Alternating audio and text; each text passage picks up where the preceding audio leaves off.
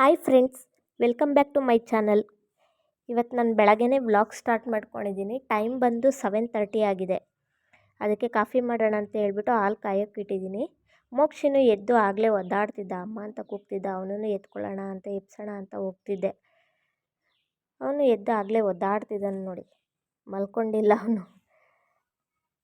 Good morning Mokshi, good morning. Good morning ಹೇಳಬೇಕು. ಅವ್ನಿಗೆ video on ಮಾಡೋಂಗಿಲ್ಲ. ವೀಡಿಯೋ ಆನ್ ಮಾಡಿದ್ರೆ ಏನಾದರೂ ಒಂದು ಚೇಷ್ಟೆ ಮಾಡ್ತಾನೆ. Good morning Mokshi.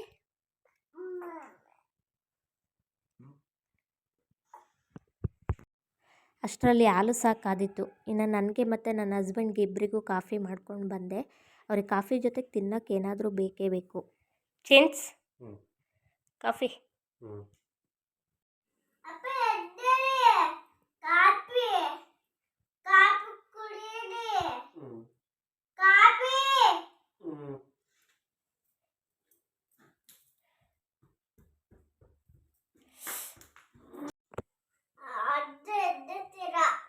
ಇನ್ನೊಂದ್ಸಲ ಎಪ್ಸು, ಎದ್ದೇಳುತ್ತೆ. ಹೊಡಿಬಾರ್ದು, ಸುಮ್ಮನೆ ಎದ್ದೇಳಿಸ್ಬೇಕು.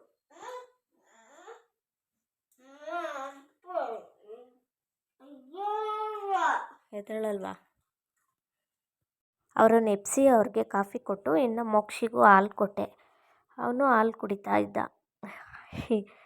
ಕ್ಯಾಮ್ರಾ ಮುಂದೆ ಇದ್ದರೆ ಅವನಿಗೇನೋ ಒಂಥರ ಖುಷಿ ಅನಿಸುತ್ತೆ. ಏನಾದರೂ ಒಂದು ಚೇಷ್ಟೆ ಮಾಡ್ತಾ ಇರ್ತಾನೆ. ಮುತ್ತು ಕೊಡೋದು ಹಂಗೆಲ್ಲ ಮಾಡೋದು, ಹಂಗೆ ಮಾಡ್ತಾ ಇರ್ತಾನೆ.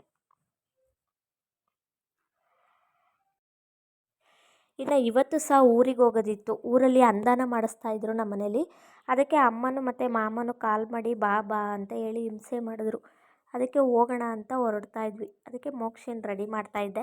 ಇನ್ನು ಊರಲ್ಲಿ ದೇವಸ್ಥಾನ ಓಪನ್ ಆಯ್ತಲ್ವ, ಅದಕ್ಕೋಸ್ಕರ 48 ದಿನ ಎರಡೆರಡು ಮನೆಯವರು ಸೇರಿಕೊಂಡು ಅನ್ನದಾನ ಮಾಡಿಸೋಣ ಅಂತ ಮಾತಾಡ್ಕೊಂಡು ಎಲ್ಲರೂ ಡೈಲಿ ನೈಟ್ ಅನ್ನದಾನ ಮಾಡಿಸ್ತಿದ್ರು. ಅದಕ್ಕೋಸ್ಕರ ನಾನು ಹೋಗ್ತಾಯಿದ್ವಿ.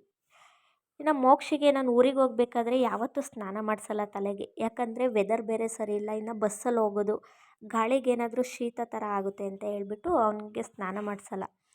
ಒಂದು ವೈಪ್ಸ್ ಇರುತ್ತಲ್ಲ, ವೈಪ್ಸಲ್ಲಿ ಹಾಗೆ ಮುಖ ಒರೆಸ್ಕೊಂಡು ರೆಡಿ ಮಾಡ್ಕೊಂಡು ಕರ್ಕೊಂಡೋಗ್ತೀನಿ. ಇನ್ನು ಅಲ್ಲ ಅಮ್ಮ ಮನೆಗೆ ಹೋಗಿ ಅಲ್ಲೇ ಸ್ನಾನ ಮಾಡಿಸ್ತೀನಿ. ಯಾಕಂದರೆ ಇಲ್ಲಿ ನಮ್ಮ ಮನೇಲಿರೋದು ಗೀಝರ್ ನೀರಿಗಿಂತ ಅಲ್ಲಿ ಅಮ್ಮ ಮನೇಲಿ ಅಂಡೆ ಒಲೆ ಇದೆ. ಅಂಡೆ ಒಲೆ ನೀರು ಬೆಟರ್ ಅಲ್ವಾ. ಮತ್ತು ಜರ್ನಿ ಮಾಡಿಸ್ಕೊಂಡು ಬೇರೆ ಕರ್ಕೊಂಡೋಗಿರ್ತೀನಿ, ತುಂಬಾ ಮೈಕೈ ನೋವಾಗಿರುತ್ತೆ.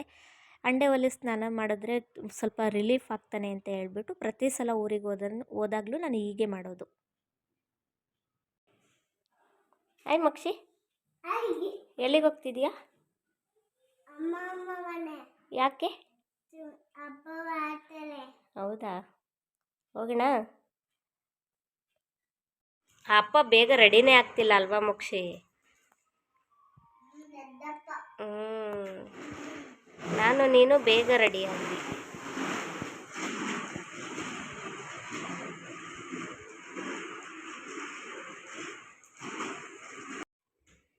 ಇಬ್ರದ್ದು ಸೇಮ್ ಟು ಸೇಮ್.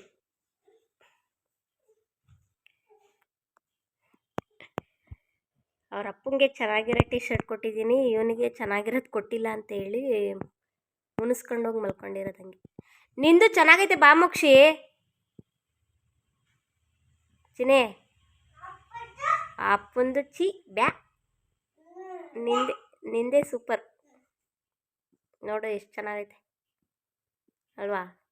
ಸುಂದ್ರನ್ ನೋಡಿ, ಅವ್ರ ಅಪ್ಪನ ಟೀ ಶರ್ಟ್ ಚೆನ್ನಾಗೈತೆ, ನನ್ಗೆ ಚೆನ್ನಾಗಿಲ್ಲ ಅಂತ ಹೇಳ್ಬಿಟ್ಟು ಅದನ್ನು ಚೇಂಜ್ ಮಾಡಿ ಆಗಲೇ ಇದನ್ನು ಹಾಕ್ಸ್ಕೊಂಡವನು. ಏನಾಗಿತ್ತು ಮಕ್ಷಿ ಆ ಟೀ ಶರ್ಟು? ಹಾಂ ಹಾಂ ಹಾಂ ಹಾಂ.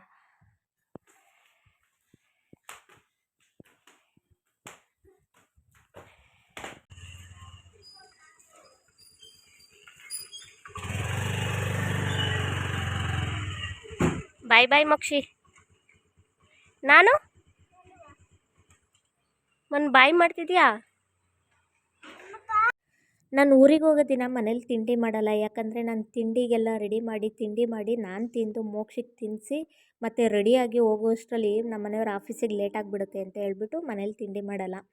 ಇನ್ನು ಪ್ರತಿ ಸಲ ನಾವು ಹೋಗ್ಬೇಕಾದ್ರೆ ಇವಾಗ ತೋರಿಸಿದ್ನಲ್ಲ, ಇದೇ ಹೋಟೆಲಲ್ಲಿ ನಾವು ತಿಂಡಿ ತಿನ್ನೋದು. ತುಂಬಾ ಚೆನ್ನಾಗಿರುತ್ತೆ ಮತ್ತು ಹೈಜೀನ್ ಆಗಿರುತ್ತೆ. ಇನ್ನು ಮೋಕ್ಷಿಗೆ ತಿನ್ನೋ ಅಷ್ಟರಲ್ಲಂತೂ ಅರ್ಧ ಗಂಟೆ ಬೇಕೇ ಬೇಕು. ಇನ್ನು ನನ್ನ ಹಸ್ಬೆಂಡ್ ನಮ್ಮ ಜೊತೆ ಊರಿಗೆ ಬರ್ತಿಲ್ಲ, ಯಾಕಂದರೆ ಅವರಿಗೆ ಆಫೀಸಿಗೆ ಹೋಗೋದಿರುತ್ತಲ್ಲ ಅದಕ್ಕೋಸ್ಕರ. ಇನ್ನು ನಾನು ತಿಂಗಳಲ್ಲಿ 3 ಸಲ ಊರಿಗೆ ಹೋಗ್ತೀನಿ.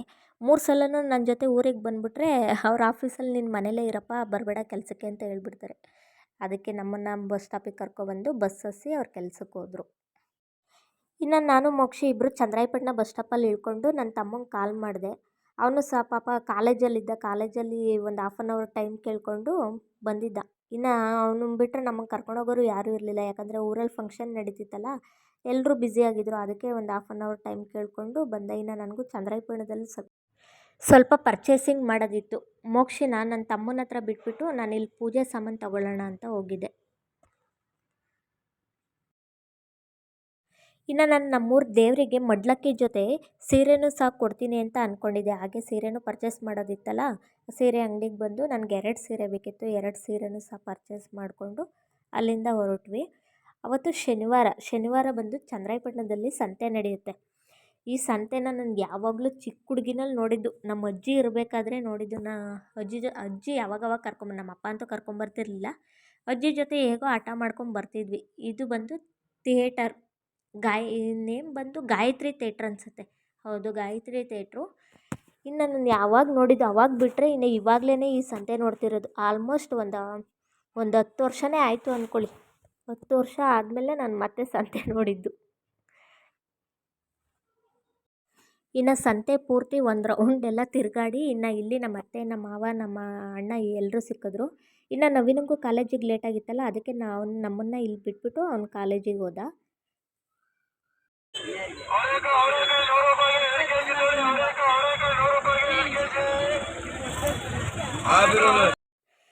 ನನಗೆ ಬೇಕಾಗಿರೋ ಐಟಮ್ಸ್ ಎಲ್ಲ ತೊಗೊಂಡಿದ್ದೆ, ಬಟ್ ಹೂವನ್ನು ತೊಗೊಂಡಿರಲಿಲ್ಲ. ಪೂಜೆ ಸಾಮಾನು, ಸೀರೆ ಎಲ್ಲ ತೊಗೊಂಡಿದ್ದೆ.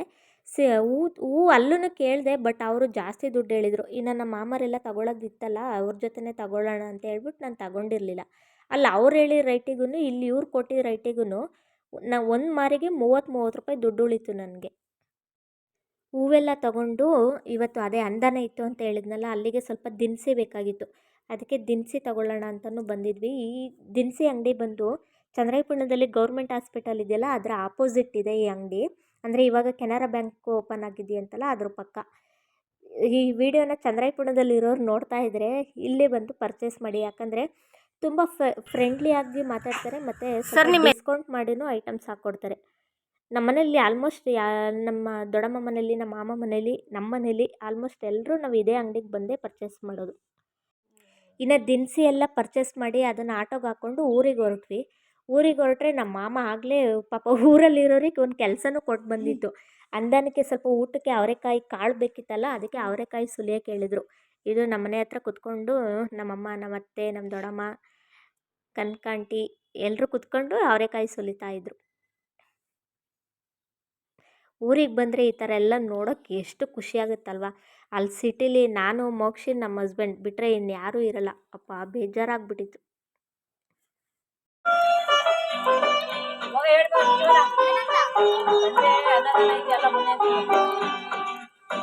ಇನ್ನು ರಾತ್ರಿ ಊಟಕ್ಕೆ ಅಡುಗೆ ಮಾಡಿಸ್ಬೇಕಾಗಿತ್ತಲ್ಲ, ಆಗಲೇ ಒಲೆ ಹಚ್ಚಿ ಮತ್ತು ಅಡುಗೆಗೆ ತರಕಾರಿ ಎಲ್ಲ ಕಟ್ ಮಾಡ್ಕೊತಾಯಿದ್ರು ಭಟ್ರು, ಮತ್ತು ನಮ್ಮೂರವರು ಎಲ್ಲರೂ ಸೇರ್ಕೊಂಡು ಕಟ್ ಮಾಡ್ಕೊತಾಯಿದ್ರು.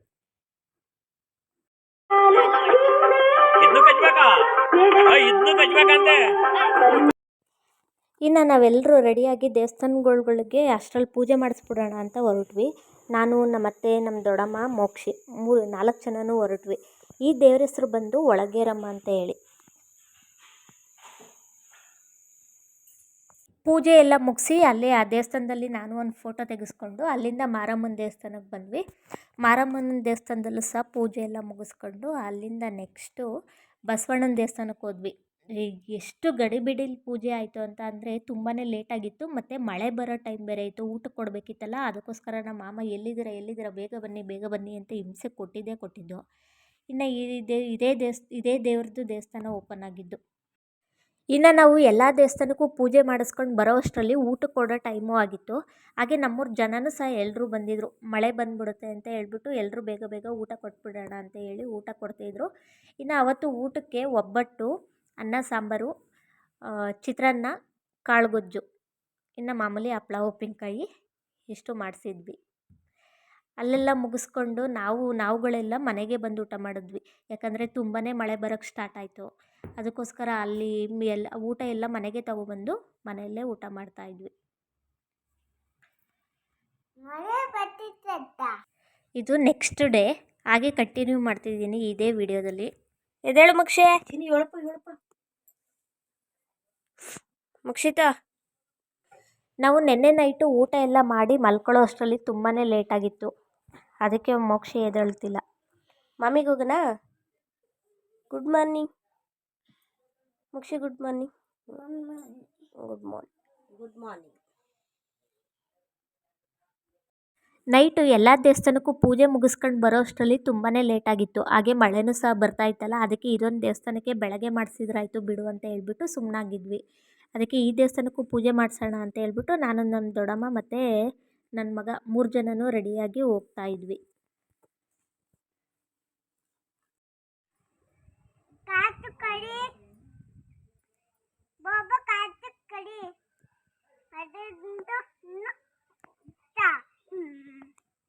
ದೇವಸ್ಥಾನದೊಳಗಡೆ ಪೂಜೆಗೆಲ್ಲ ರೆಡಿ ಮಾಡ್ಕೊತಾ ಇದ್ರು. ಆವಾಗ ಟೈಮ್ ಇತ್ತಲ್ಲ ಅಂತ ಹೇಳ್ಬಿಟ್ಟು ಎಲ್ಲರೂ ಆಚೆ ಕೂತಿದ್ವಿ.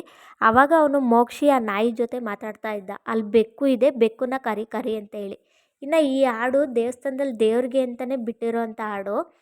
ಇನ್ನು ನಾವೆಲ್ಲ ದೇವಸ್ಥಾನಕ್ಕೆ ಹೋಗ್ಬೇಕಾದ್ರೆ ಪೂಜೆಗೆ ಹಣ್ಣು ತಗೊಂಡೋಗಿರ್ತೀವಲ್ಲ, ಆ ಹಣ್ಣು ಬೇಕು ಅಂತೇಳಿ ಮೋಕ್ಷಿ ಹತ್ರ ಬರ್ತಾಯಿತ್ತು. ಅವನು ಹಣ್ಣು ತಿನ್ನಿಸು ಅಂತ ಅಂದರೆ ಹಣ್ಣಲ್ಲಿರೋ ತೊಟ್ಟಿತ್ತಲ್ಲ ಅದು ಬೇಡ ಅಂತೇಳಿ ಕಿತ್ಬಿಟ್ಟು ತಿನ್ನಿಸ್ತಾ ಇದ್ದ. ಎಷ್ಟು ಬುದ್ಧಿ ಅಲ್ವಾ ಮಕ್ಕಳಿಗೆ. ಇನ್ನು ಈ ನಮಸ್ಕಾರ ಮಾಡ್ಕೊ ಅಂತಲೂ ಯಾರೂ ಹೇಳಲಿಲ್ಲ, ಅವನೇ ನಮಸ್ಕಾರ ಮಾಡ್ಕೊತಿದ್ದ. ಮೋಕ್ಷಿಗೆ ಈ ಹಸು, ಕುರಿ, ಮೇಕೆ ಇಂಥವೆಲ್ಲ ಕಂಡ್ರೆ ತುಂಬಾ ಇಷ್ಟಪಡ್ತಾನೆ. ಆಮೇಲೆ ಲಾಸ್ಟಲ್ಲಿ ಆ ಹಾಡಿಗೆ ಬಾಯ್ ಬಾಯ್ ಅಂತಲೂ ಹೇಳಿ ಕಳಿಸ್ತಾ ಇದ್ದ.